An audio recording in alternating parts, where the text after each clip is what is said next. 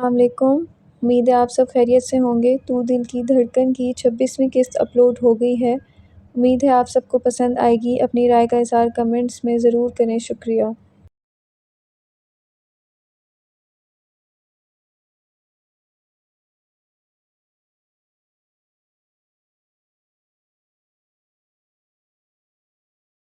زیان کمرے میں داخل ہوا اور علماء کو کھانا کھلایا۔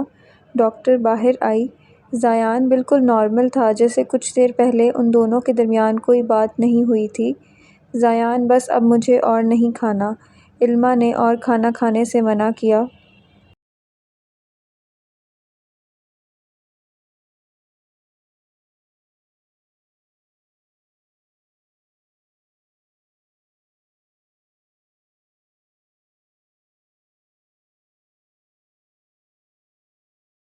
یار علماء، ابھی آپ نے کھایا ہی تھوڑا سا ہے، کھائیں شاباش۔ اس نے ایک اور نوالا علماء کی جانب بڑھایا۔ علماء نے نہ چاہتے ہوئے بھی وہ کھا لیا۔ اب بس پلیز۔ اوکے۔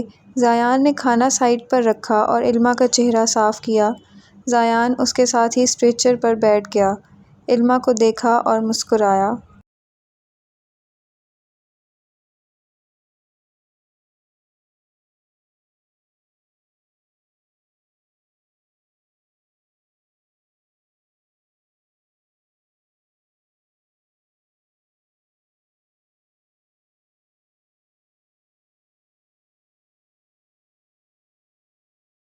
مسکرانے کی وجہ؟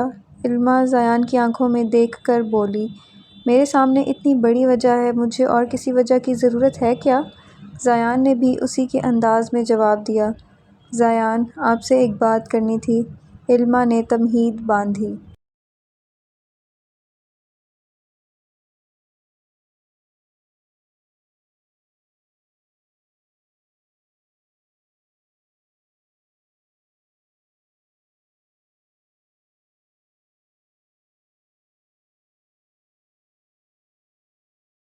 اب آپ کو مجھ سے بات کرتے ہوئے بلا وجہ کی تمہید باندھنے کی کب سے ضرورت پڑ گئی ہے علماء؟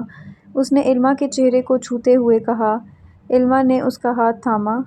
ڈاکٹر سے میں نے بات کی ہے، وہ کہہ رہی ہے کہ پریگنینسی کے ساتھ بھی علاج کروایا جا سکتا ہے۔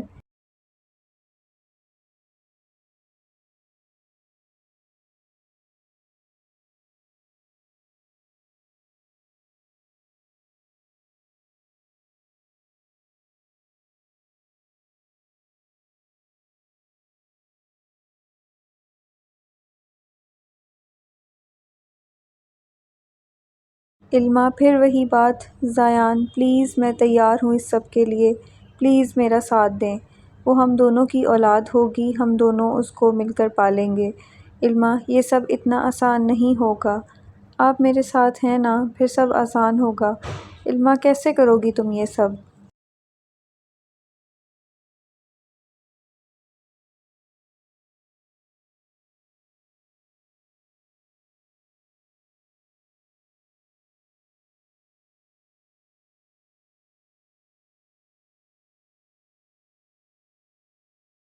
زیان، اس نے امید سے زیان کی جانب دیکھا۔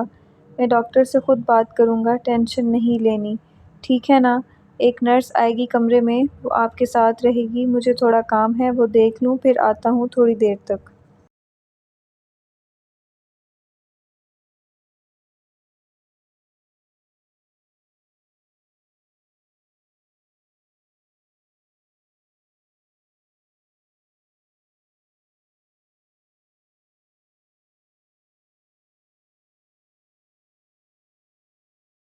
حدائق نے ان دونوں آدمیوں کو زیان کے فلیٹ بھیج دیا۔ زیان کو فون کیا۔ زیان، میں نے تمہاری ٹیم کے ساتھ تمہارے فلیٹ بھیجا ہے، ان دونوں کو تم آؤ، فارغ ہو کے پھر دیکھتے ہیں کہ کیا کرنا ہے۔ ٹھیک ہے، میں آتا ہوں۔ علماء کیسی ہے؟ حدائق نے پوچھا۔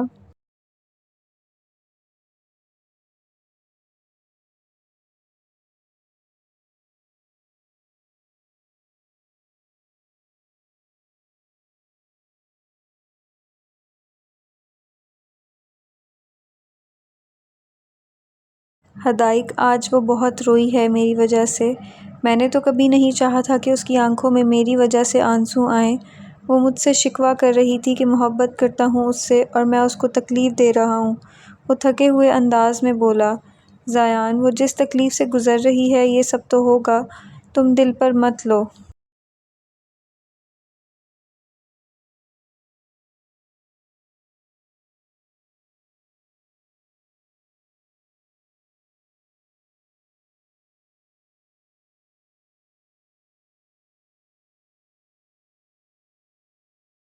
سنبھالنا بھی تو تم نے ہی ہے نا، اس کو ہمت دو اور خود بھی ہمت نہ ہارو۔ ہدایق نے اس کو تسلی دی۔ ٹریٹمنٹ کب سے سٹارٹ کروا رہے ہو اس کا؟ آج اس کا چیک اپ ہوا ہے، رپورٹس آ جائیں پھر کل سے کیموگرافی سٹارٹ ہوگی۔ چلو اللہ خیر کرے گا، پریشان نہ ہو۔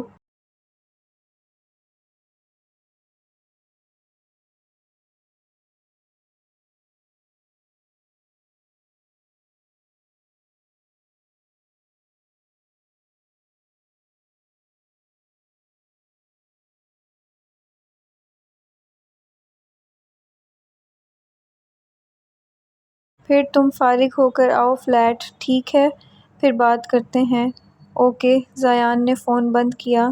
ہدایق نے فون پر زائنہ کا نمبر ملایا۔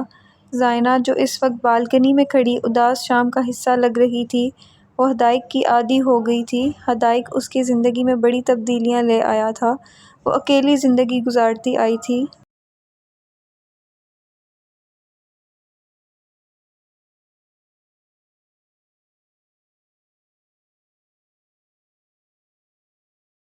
بہن بھائی نہ ہونے کی وجہ سے وہ صرف اپنے ماں باپ کے ساتھ ہی اٹیچ تھی۔ ماں باپ کے بعد زندگی میں جس شخص کے ساتھ وہ خود کو محفوظ محسوس کرتی تھی وہ اس کا شوہر ہی تھا جو ہفتے سے اس سے دور تھا۔ چائے کا مگ ہاتھ میں لیے وہ انہی سوچوں میں گم تھی۔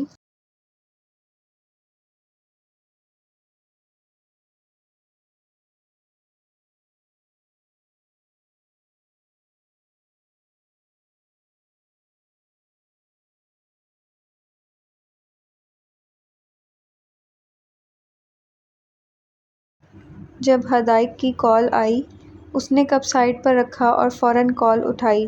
السلام علیکم، اس نے دھیمے لہجے میں کہا۔ وعلیکم السلام، دوسری جانب سے جواب ملا۔ زائنہ نے وقفہ لیا اور خاموش ہو گئی۔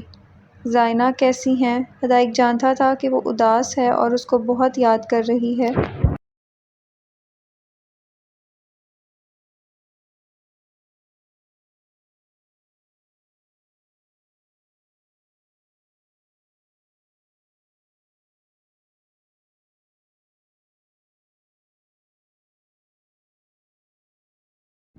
لیکن وہ بھی تو مجبوری میں ہی وہاں تھا، ورنہ وہ بھی اس سے دور کہاں رہ سکتا تھا۔ میں ٹھیک ہوں، آپ کیسے ہیں؟ اس نے مسکرانے کی کوشش کی۔ آپ ٹھیک ہیں تو میں بھی ٹھیک ہوں، ہدایق نے جواب دیا۔ کھانا کھایا آپ نے؟ زائنہ نے پوچھا۔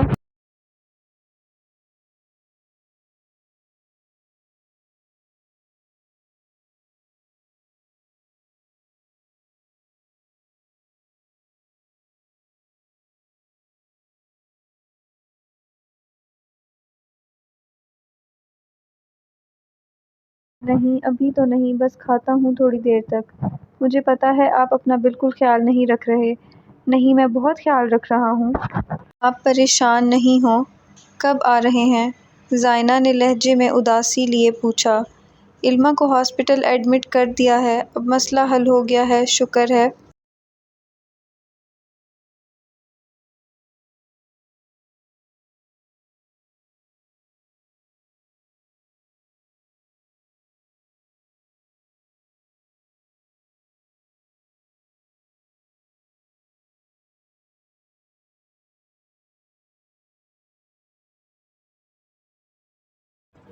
بس 2 میٹنگز ہیں، وہ اٹینڈ کر کے میں آ جاؤں گا۔ وعدہ کریں آپ اسی ہفتے واپس آئیں گے؟ وعدہ، ہدایق نے مسکراتے ہوئے جواب دیا۔ لیکن میں اگر اپنی بیوی سے ایک فرمائش کروں تو وہ پوری ہوگی؟ ڈیپینڈ کرتا ہے ویسے، لیکن آپ بتائیں کیا فرمائش ہے؟ جس دن میں واپس آؤں گا آپ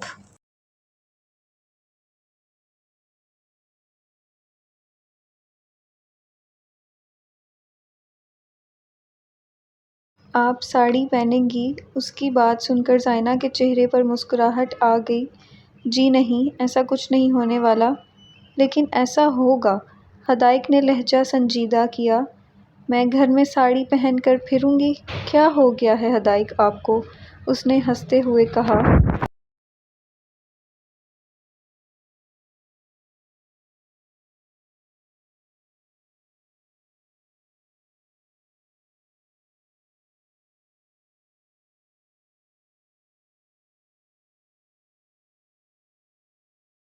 زائنہ کے حدائق کہنے پر وہ مسکرایا اور اس کو محسوس ہوا کہ کسی کے منہ سے اپنا نام سننے سے بھی آپ کی تھکاوٹ دور ہو سکتی ہے۔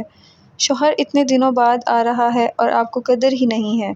مجھے قدر ہے نا، اسی لیے تو آپ کی بیوی نے بہت سارے لیکچرز اکٹھے کیے ہوئے ہیں جو آپ نے پورے کروانے ہیں۔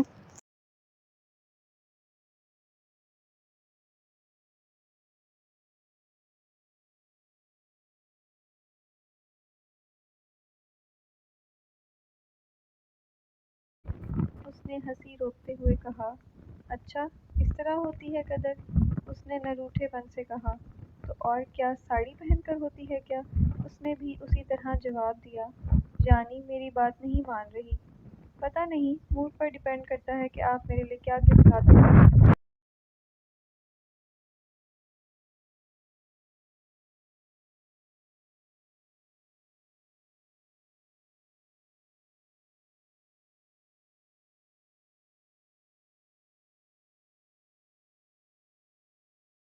پھر اس کے بعد غور کیا جائے گا، زائنہ نے روب دار لہجے میں کہا۔ اوکے، اللہ حافظ۔ حدائق نے فون بند کیا۔ زائنہ نے قہقہہ لگایا اور ٹھنڈی ہوا میں ایک لمبا سانس لیا۔ زویا، بات ہوئی تمہاری حامد علی سے؟ فروہ بیگم نے پوچھا۔ آنٹی، ہو گئی ہے بات، اس نے 2 دن پہلے علمہ کو اغوا کر لیا ہے۔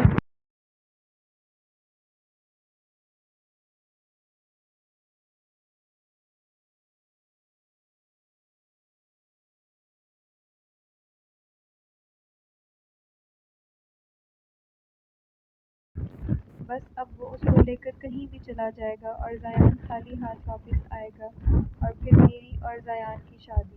وہ شاطرانہ انداز میں اپنی بات مکمل کرتی ایسی مسکرا رہی تھی جیسے وہ دونوں کو تباہ کر کے خود اپنے لیے خوابوں کا محل تعمیر کر لے گی۔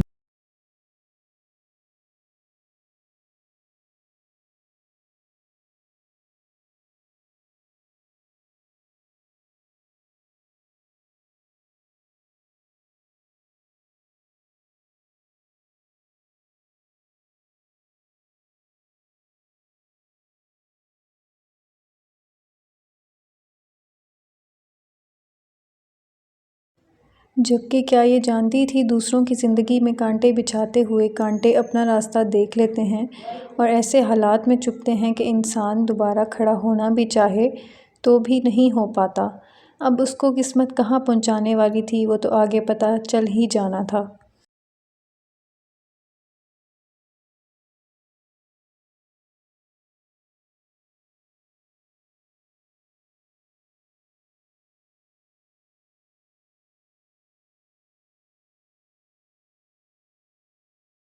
اور فروہ بیگم، وہ شاید مکافات عمل بھول ہی بیٹھی تھیں۔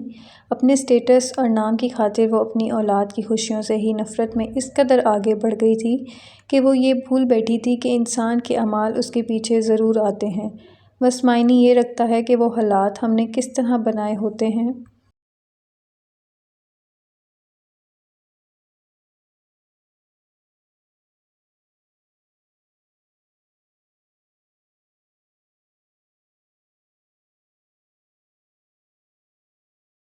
ارتضیٰ نے کھانا کھایا اور واپس جانے کے لیے اٹھا۔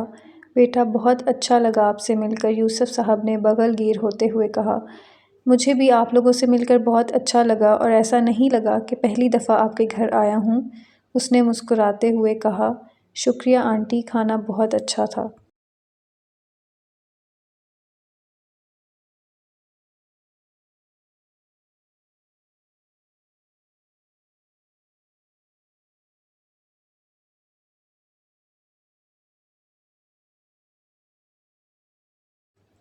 بیٹا، چکر لگا لیا کرو، میں جانتی ہوں تم اکیلے ہوتے ہو اور یہ تھوڑا کھانا بھی ساتھ لیتے جاؤ، کھا لینا، انہوں نے کھانے کا بیگ پکڑاتے ہوئے کہا۔ اس نے مسکراتے ہوئے تھام لیا، ایک نظر فریحہ کو دیکھا اور پاس سے گزرتے ہوئے ہلکی آواز میں تھینک یو کہا۔ کچھ ہی دیر میں وہ فلیٹ پہنچا۔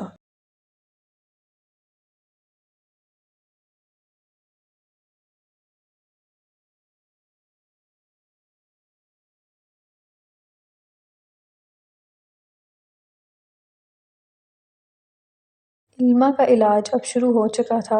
وہ خود کو ہر طرح سے مضبوط دکھانے کی کوشش کر رہی تھی۔ وہ جانتی تھی کہ یہ سب اتنا آسان نہیں ہوگا، لیکن وہ اس وجود کو کیسے ختم کرنے کا سوچ سکتی تھی جو اس کے اور زیان کے لیے قیمتی تحفہ تھا۔ ڈاکٹر اس کی ہمت سے کافی خوش تھی، کیونکہ انسان کے اختیار میں سب کچھ ہوتا ہے۔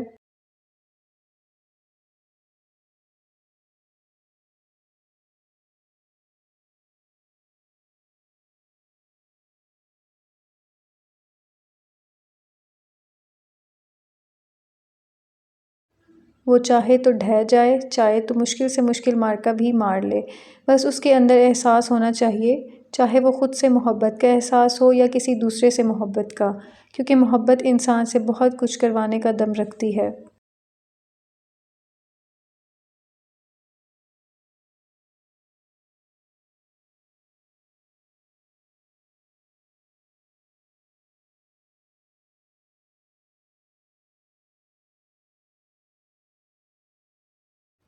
مسز زیان، پلیز کھا لیں، نرس نے کھانا علما کے سامنے رکھتے ہوئے کہا۔ میرا موڈ نہیں ہے، علما نے منہ بناتے ہوئے کہا۔ آپ کے ہسبینڈ کی کال آئی تھی اور انہوں نے کہا ہے کہ یہ سارا آپ کو کھلانا ہے، تو پلیز کھا لیں۔ علما نے نہ چاہتے ہوئے تھوڑا بہت کھانا کھایا۔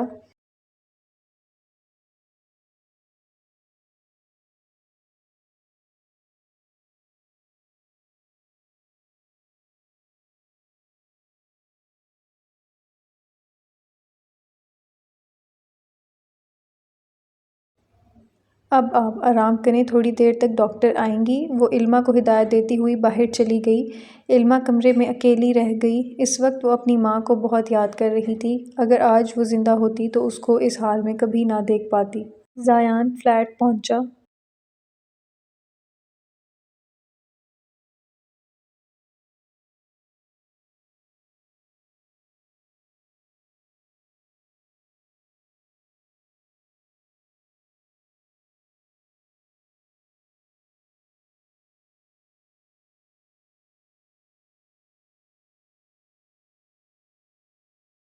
حدائق پہلے ہی وہاں موجود تھا، آج اس کو بھی یہاں سے جانا تھا۔ 2 دن کا کام نپٹا کر وہ پاکستان واپس جانا چاہتا تھا۔ منہ کھولا انہوں نے۔ کس کے لیے کام کر رہے ہیں دونوں؟ زیان نے حدائق سے پوچھا۔ نہیں، ابھی تک نہیں، شاید کسی پولیس والے سے تھوڑی خوراک ملے گی تو منہ کھول لیں گے۔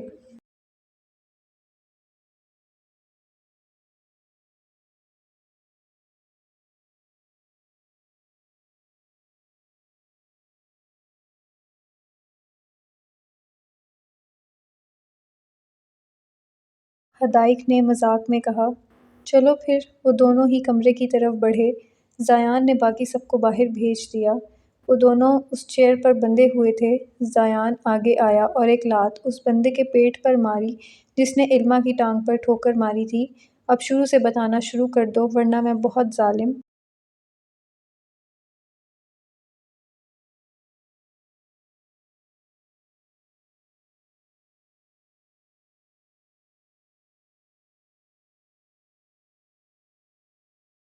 واقع ہوں گا۔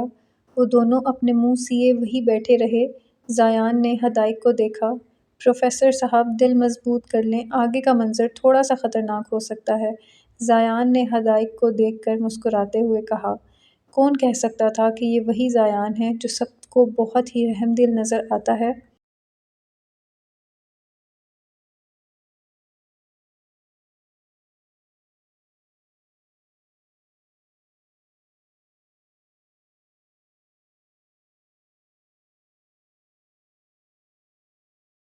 کیا واقعی میں وہ ایسا ہے جیسا اس کو سب سمجھتے ہیں؟ حدائق اس کی بات پر مسکرایا۔ ایس پی صاحب، آپ شروع کریں۔ زیان نے باہر اپنے بندے کو بلایا اور اس سے گرم پانی منگوایا۔ وہ کھولتا ہوا پانی اندر لایا۔ اس نے ایک بالٹی اٹھائی اور ان دونوں کے قریب لے آیا۔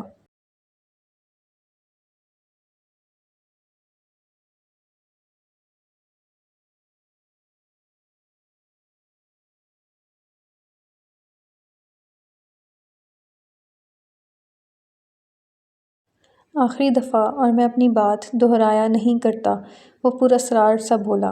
وہ دونوں ابھی بھی اسی طرح خاموش رہے۔ زیان نے بالٹی اٹھائی اور ایک آدمی پر الٹ دی۔ اس آدمی کی دل خراش چیخ پھیلی۔ دوسرا بندہ گھبرا گیا۔ زیان نے بالٹی دوسرے آدمی کی جانب بڑھائی۔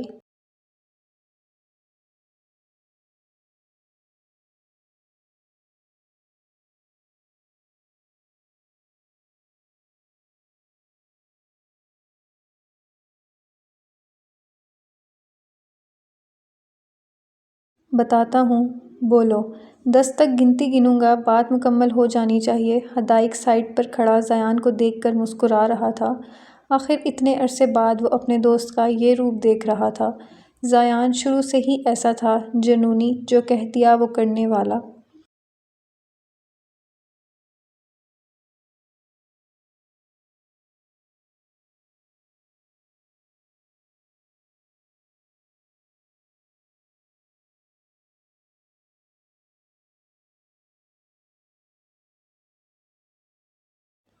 لیکن شادی کے بعد آئی تبدیلی نے حدائق اور ارتضیٰ کو حقیقی معنوں میں حیران کر دیا تھا۔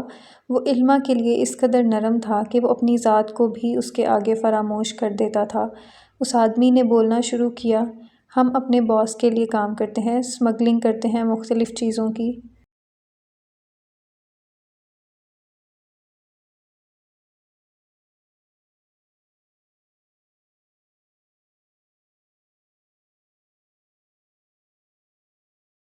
وہ کہہ کر خاموش ہوا۔ زیان نے اپنی جیب سے بلیڈ نکالا، کیونکہ اس نے جو بھی بات کی تھی وہ بہت ہی فالتو قسم کی تھی۔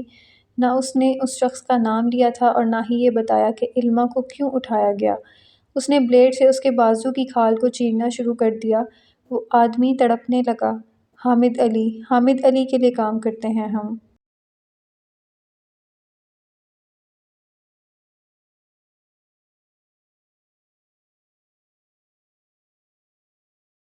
اس نے ہی اس لڑکی کو اٹھانے کا کہا تھا۔ اسمگلنگ کس چیز کی کرتے ہو؟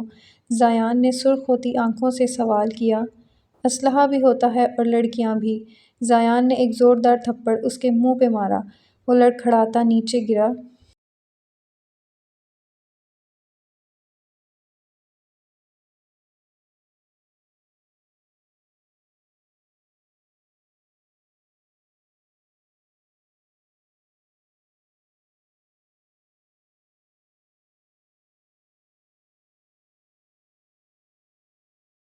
دوسرا آدمی ابلا پانی گرنے کی وجہ سے اپنی جھلسی ہوئی جلد پر جلن کے باعث کراہ رہا تھا۔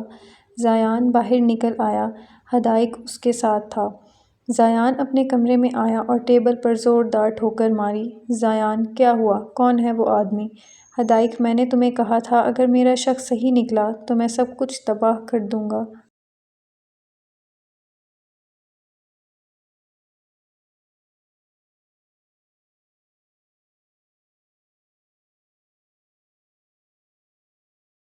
اس شخص سے علما کو بچانے کے لیے میں نے نکاح کیا تھا، لیکن دیکھو وہ اس شخص سے پھر بھی نہیں بچ پائی۔ وہ چیختے ہوئے بولا۔ یہ اسمگلر ہے جس کو راحیلہ علما کو بیچ رہی تھی۔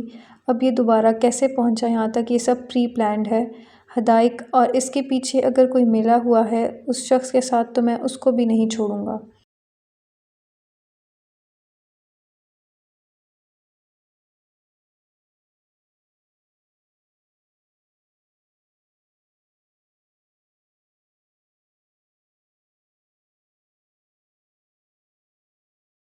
اب ان دونوں کا کیا کرنا ہے زیان؟ ان دونوں کو آج ہی پاکستان بھیجوں گا اور باقی وہ ادھر دیکھ لیں گے کہ کیا کرنا ہے۔ وہ لڑکیوں کو اسمگل کرتا ہے، ان دونوں سے آج اس کے بارے میں معلومات لے کر وہاں پولیس بھیجنی ہے، اور حامد علی، اس کو تو اب مجھ سے کوئی نہیں بچا سکتا۔